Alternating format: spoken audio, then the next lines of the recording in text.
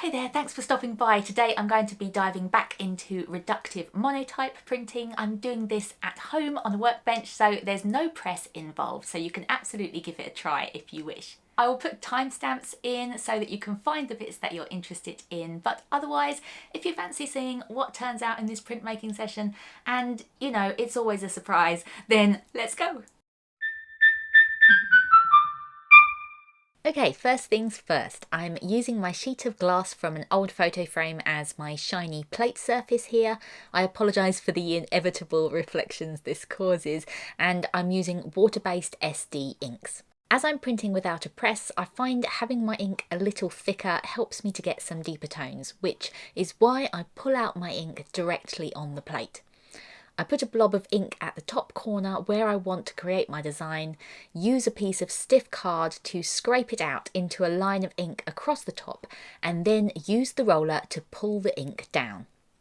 By the way, seeing as I have a transparent plate here, I've popped a piece of paper underneath which can simply act as a guide for me to only ink up the area I need to. It also helps me to see where I've taken off ink as I go along too. I keep rolling the ink, picking up my roller intermittently in order to let the wheel spin until I get a patch of ink which seems even. If you haven't seen my other reductive monotype video, I'll just quickly say, reductive monotype as a technique focuses on taking ink away from the plate in order to create the design. But this means there's also focus on how we move the ink around. The fun part about this is that there are so many ways you can remove or manipulate ink, and experimenting and playing is the only way that you find out which ways you like the most. I decided to try removing ink with a leaf just to see whether it would create interesting textures. I used leaves I had gathered fresh that morning, so they were still a bit damp and malleable rather than dry and curly. I pressed it down carefully, working my fingers around the ridges and edges. In removing the leaf, I was actually quite impressed with how much ink came away. At this point, who knows how it'll print, but I felt encouraged that I could see some of the pattern in the ink.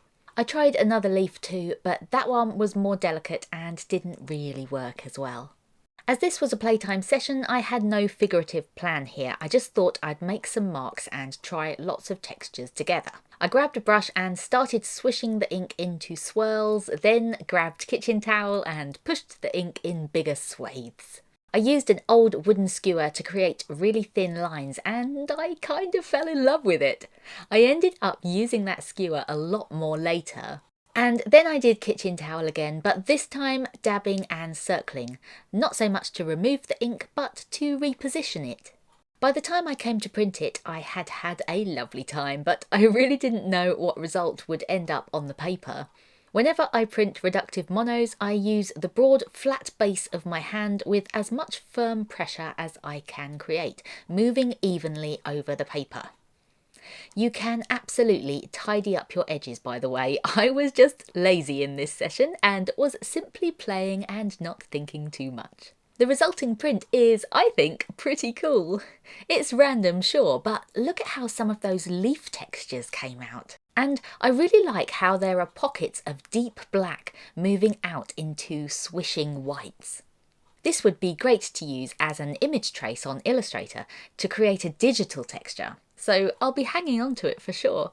So now I've had a more abstract play, I'm going to try for a more figurative experiment. I'm cleaning the plate with clean water and a cloth, but remember, if you're using oil-based inks, you can use a drop of sunflower or vegetable oil with a cloth instead. I have this image of an owl on my phone that I'll be using as a reference. Having enjoyed using that wooden skewer so much before, I used it again here, effectively using it like a pencil to sketch in the general shapes. One of the interesting things with this kind of printmaking is that you are forced to be looser with your movements. You can't rest your hand down on the ink as you draw, so you have a little less control. But this simply adds to the happy accidents that printmaking is littered with. You can get the loveliest sketchy squiggles going on. Using the skewer tilted to its side edge allowed for thicker lines and more ink removal, so I used it in this way to start finding the brightest highlights. It was hugely satisfying.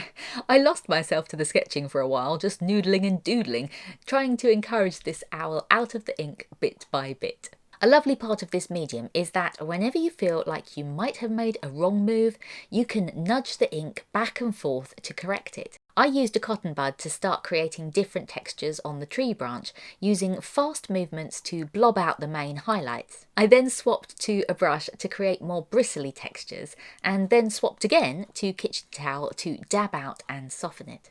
I really enjoyed using my finger covered in a thin piece of kitchen towel to flick away ink. It's hard to see here because I had moved the camera back up by then, but I was essentially using my fingernail to scrape ink away, which created some lovely chunky marks. In trying to create more definition in the face, I found my skewer wasn't able to remove enough ink from the beak, so I wrapped it in kitchen towel, which helped it to soak up more ink. Printing is always a surprise, so I was very excited to see if this would come out okay. In watching this back, by the way, I'm aware my fingers look a bit of a funny colour here. All I'll say is that by this time it was pretty chilly in the shed, so they were probably losing their rosy glow. In looking at this result, I am pretty chuffed. Although I can see where improvements could be made, for example, the face could be made clearer, and I think I removed a bit too much from the body because there is not much tonal variation in the feathers. But in general, I'm really happy. The simple grainy background texture is giving me big joy, and I'm loving the softness of the branch in contrast to the spiky feathers. Sure, this bird looks a bit of a grump, but I'm good with that. Anywho, thank you so much for watching this video. I really hope you enjoyed it. If it was in any way helpful, please do consider hitting the like button. It really helps me out. And let me know in the comments if you have any favourite ways of moving ink around on prints like these. I'm definitely going to be trying out more sketchy skewer prints. Keep making happy, and I'll see you next time.